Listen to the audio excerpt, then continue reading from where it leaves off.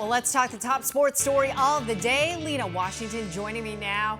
The D-back season, sadly and with so much heartbreak, comes to an end, but we're finally hearing from the team. Yes, I don't think a lot of people outside of the clubhouse expected the season to end this late, right? Yes. But now that we've had a taste of what a World Series is like now, 22 years later, now we want it even more. Yes, absolutely. They're more motivated than ever. The emotions are still raw. This one's going to sting, Tram. We know that for the fans, to the front office, to the players.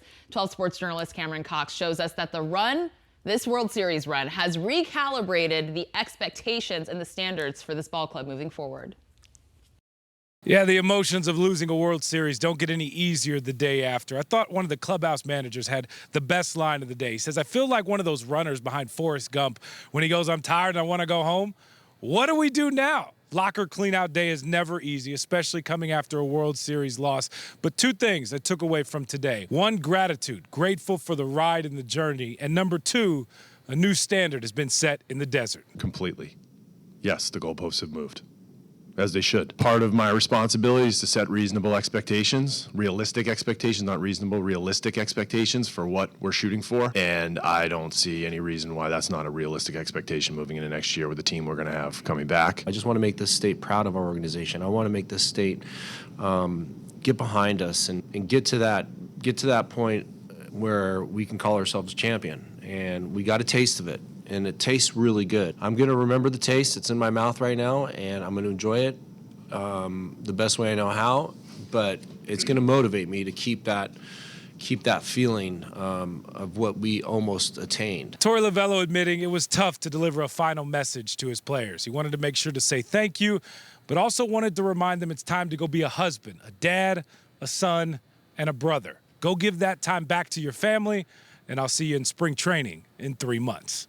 With the D-backs, Cameron Cox, 12 Sports.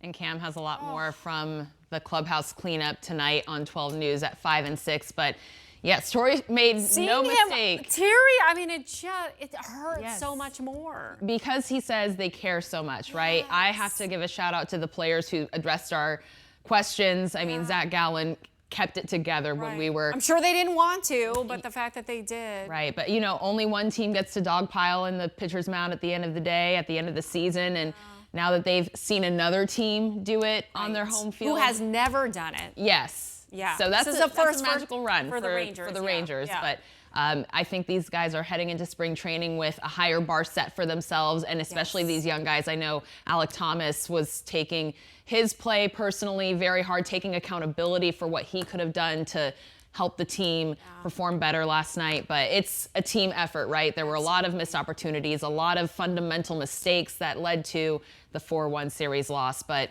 so much more to come for this team, and a lot of fans And they're are still proud. young. Absolutely. I mean, everyone was saying yesterday when we were out there, everyone's saying there's next year. Next season, we're going to do it. Yes, the future is bright. Fans should be